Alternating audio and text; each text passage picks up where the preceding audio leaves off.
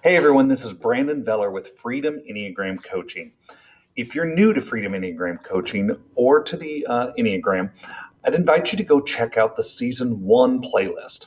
Or if you're just coming into Season 2, you might want to go back to episode 17 or 17 and a half and see where we're starting this time around. And if you're more of an audio person, or if you just want to hear this content again and in another way, you can find the Freedom Enneagram podcast anywhere that you get podcasts. And finally, I would so appreciate it if you would go and like me and follow me on Facebook and Instagram. You can find me at Freedom Enneagram Coaching, all one word. Leave me your Enneagram questions and comments there or here in the comment section, and I'll do my best to answer them. I'm so happy you're watching and that I get to talk to you today about the Enneagram. All right, so today we're going to be talking about Enneagram Type 8. Now, I'm going to be going through some typical traits and characteristics of Type 8s, but that doesn't mean that every Type 8 is necessarily going to display that trait. So if you're an 8, or if you think you are, or if you know a Type 8, and some of these things that I say don't resonate or fit, that's okay. The traits and characteristics may not match every time, but pay attention to the core motivations, okay? So let's get started. Type 8s are known as the challenger, the protector, or the leader. Marilyn Vancil, in her book called Self to Lose, Self to Find, refers to Type 8 as a reflection of God's power and protection. I like that a lot. Type 8 is a powerful protector. Now remember, each Enneagram type is part of a triad. Type 8 is in the body triad.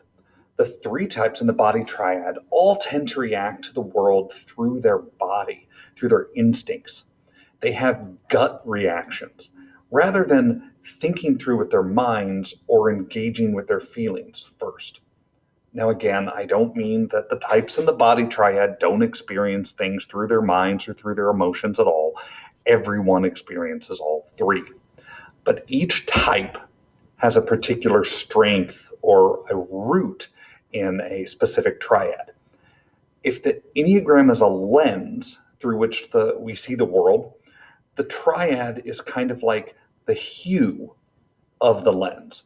And each type is a specific color or shade or tint.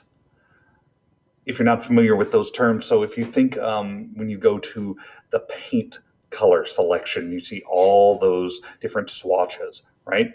Well, you may have the red section, that's the hue, but there are tons of different colors and shades and tints of red, okay? So each type would be the differences, still within that hue, that triad, but a difference. Okay, it could be red, but not the same red. Make sense? All right. Type 8s tend to see the world as a threat. And the best thing to do against a threat is to attack it. The 8 tends to be happy with conflict, with being against. For the 8, arguments are fun, passionate conversations. They don't feel like they're fighting. And if they're fighting or arguing, then that's just a way to get closer to the person. Now, I'm a type 2. My oldest son is a type 8. So where he's just having a passionate conversation, I'm having an argument. He's not feeling the tension and the conflict, the angst there that I'm feeling. And so he's just having a good old fun conversation. But for me, this is a big deal. And it took a long time before I realized why he was happy with this conversation. And I was like 0 to 60. Okay, if we're going to fight, let's fight. Why are we so different? The Enneagram kind of opened up my eyes to that. Excuse me. Type 8s easily express their anger.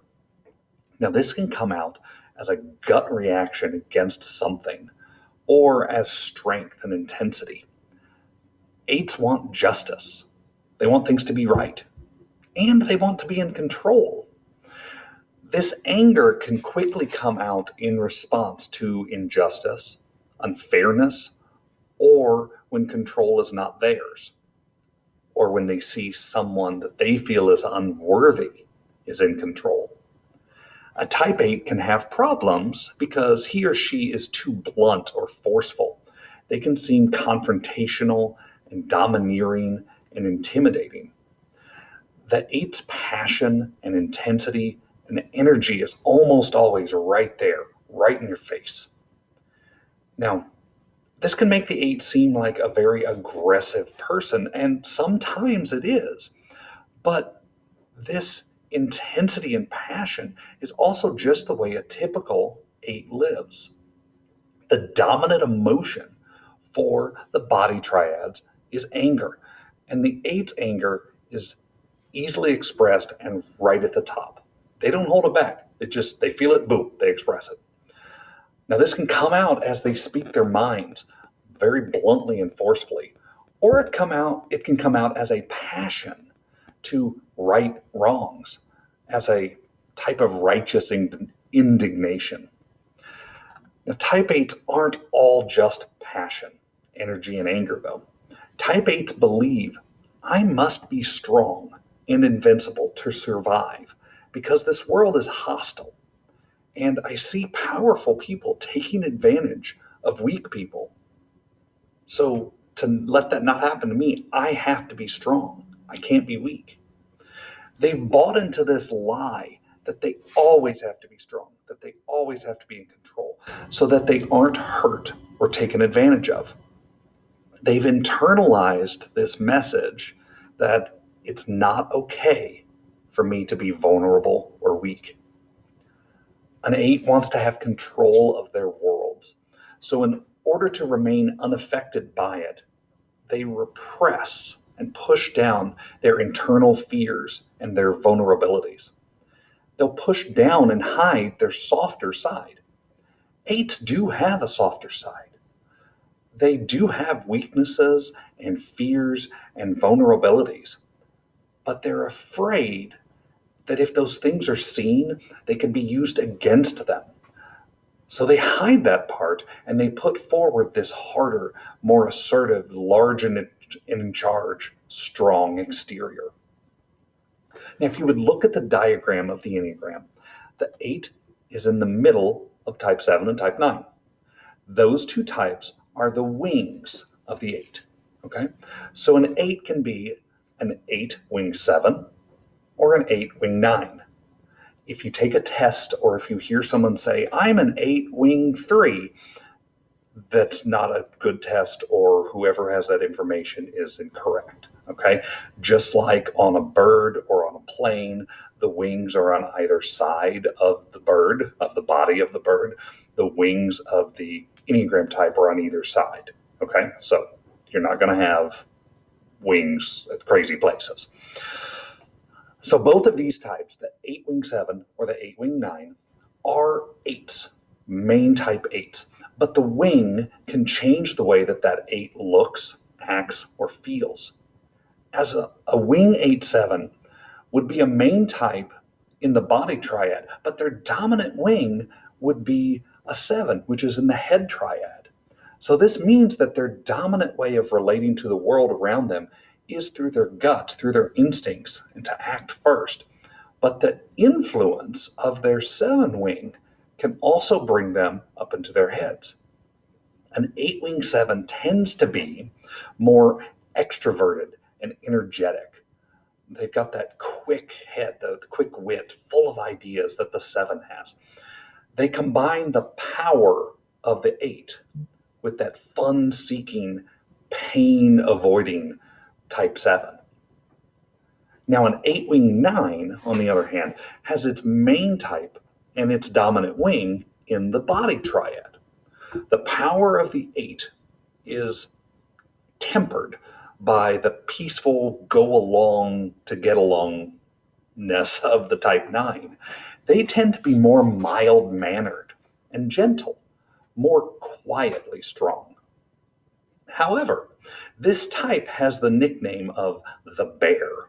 So Because the 9 can have those surprising outbursts of anger and energy, this type 8 can hulk out and go from quietly strong to an angry snowplow, pushing things out of their way very quickly. Again, if you look at the diagram of the Enneagram, the type 8 is connected to the type 2 and to the type 5. These lines and arrows, which if you just go Google Enneagram diagram or Enneagram lines and arrows, you'll see hundreds of them. Okay, those lines and arrows show how the type 8 changes or accesses the other types in times of time. In times of health or of stress. Now, in stress, an 8 takes on characteristics of the type 5. They can become fearful and secretive, worrying that they won't have enough of whatever that is, of time, energy, power, strength, material things. They can start to withdraw from others and become distrustful. But in health, an 8 takes on characteristics of the type 2. They can become more caring and more open to their feelings. They're much more able to show that vulnerable side of themselves and to let others in. An 8 uses denial as a defense mechanism. They deny that they are vulnerable in any way. They deny that they have needs or desires or wants that aren't being met. They deny that they have fears or hurts.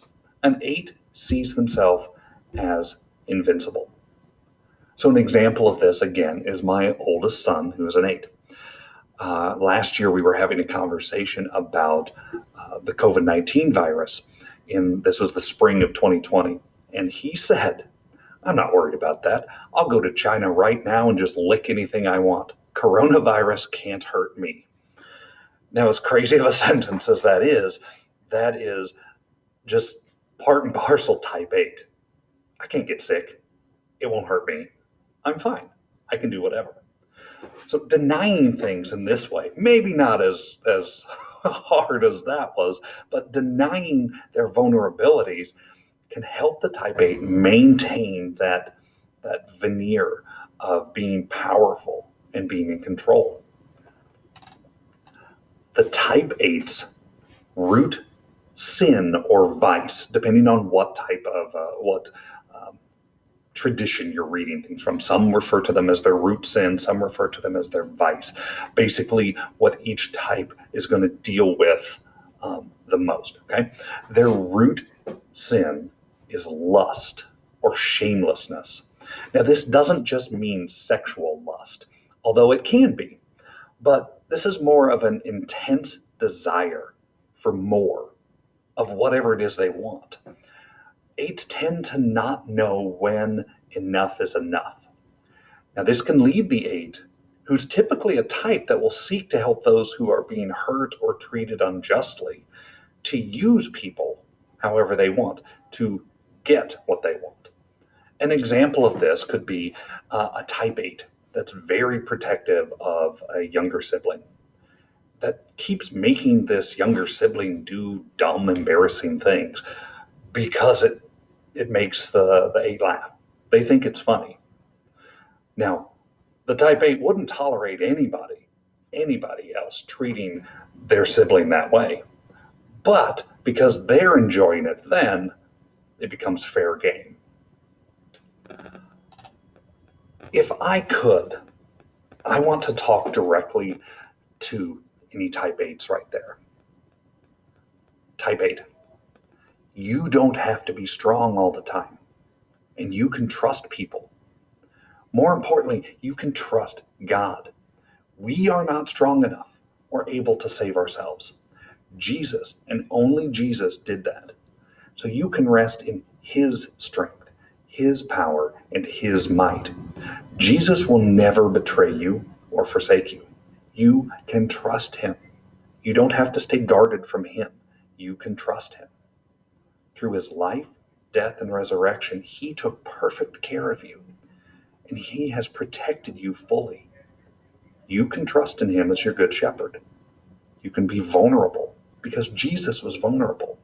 He was truly powerful and truly vulnerable. He wept. He experienced and expressed true and deep emotions. He was kind and loving and gentle. But he also used his strength and his power for others in loving ways. Type 8, or as one of my favorite Enneagram accounts on Instagram, who embarrassingly right now I can't remember the name, calls them Little 8. Little 8, you are loved. Jesus loves you. You can trust him. You don't have to be strong all the time. Well, thank you everyone for watching. I appreciate your time, your attention, and your comments. Make sure to subscribe here and then go follow me on Facebook and Instagram. Share this video. Go check out the Freedom Enneagram podcast anywhere you find them. Send me your Enneagram questions. If you're interested in doing one-on-one or small group coaching through your church, your school, your business, you can DM me on Facebook or on Instagram, or you can email me at freedomenneagramcoaching@gmail.com. That's Freedom Enneagram Coaching, all one word. Well, this has been Freedom Enneagram Coaching. I'm Brandon Veller, and my goal is to help you discover who you are, uncover who you were meant to be, and to live free.